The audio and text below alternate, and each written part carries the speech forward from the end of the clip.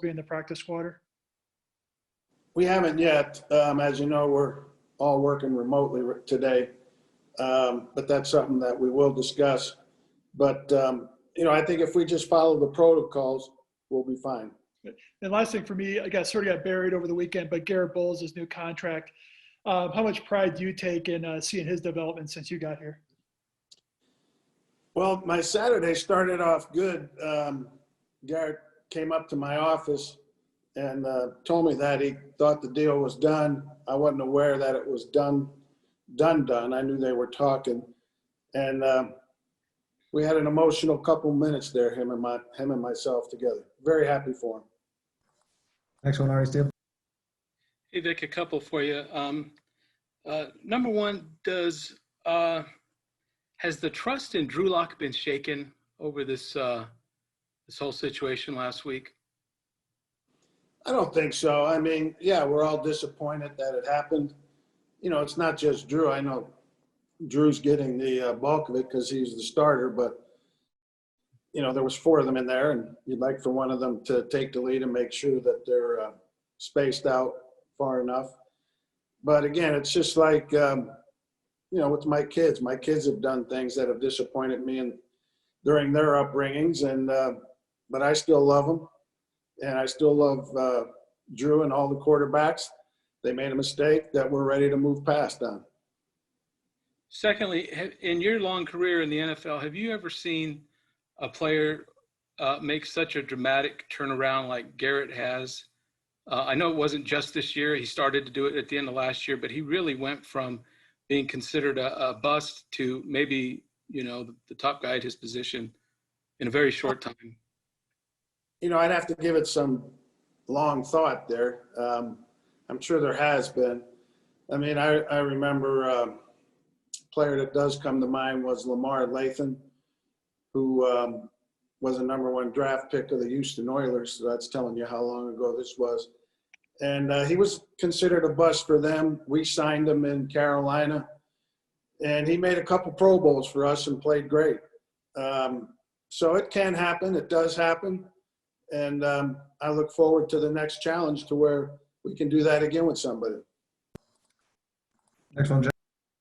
Hey, Vic, I have 2. The first being, what's the exact schedule of you knowing whether the quarterbacks are back available to you? They have to be negative again tomorrow. They were negative today. If they're negative again tomorrow, then they're allowed to rejoin as normal. They'll continually be tested every day, just like everybody else. And I meant to ask you this with that. Are you considering any discipline, conduct detrimental, anything like that, or is that any of that on the table?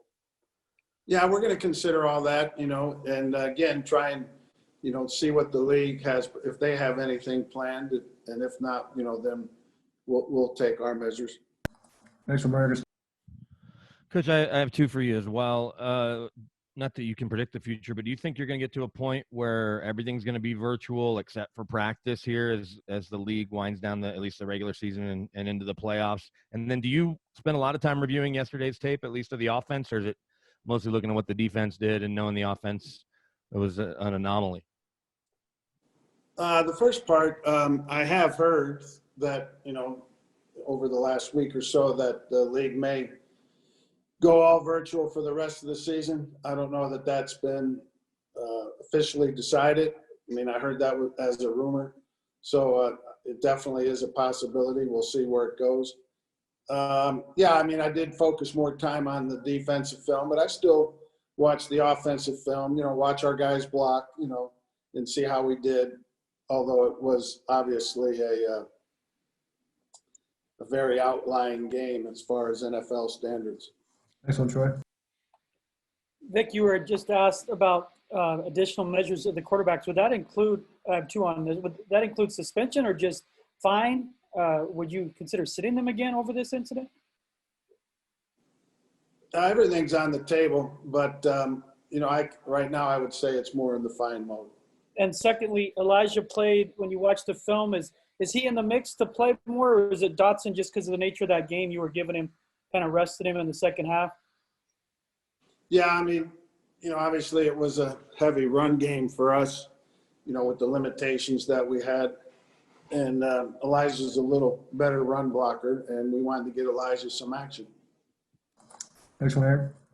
Vic, just as a whole, what have you thought of AJ Bouye's play this year in the limited time that he's been out there? Yeah, I thought he played better yesterday. He caused the interception that we did get, breaking up that pass, and Esang caught the tip. So hopefully he's getting his playing legs under him, and we could see definitely, the true AJ. He had a tough year as it relates to injuries. He, I think, played about a half of the first game. Then I believe he missed 6 games, came back for about a half of his first game back, and couldn't finish the game with a concussion, missed the next week. Then has now played a couple games, back to back. So hopefully we're seeing the true player now. Next one, Mike. Yeah, Coach, I was wondering if maybe you stepped in after Kendall's second interception and told Pat and Mike, let's just run the ball here. And then I got a follow-up.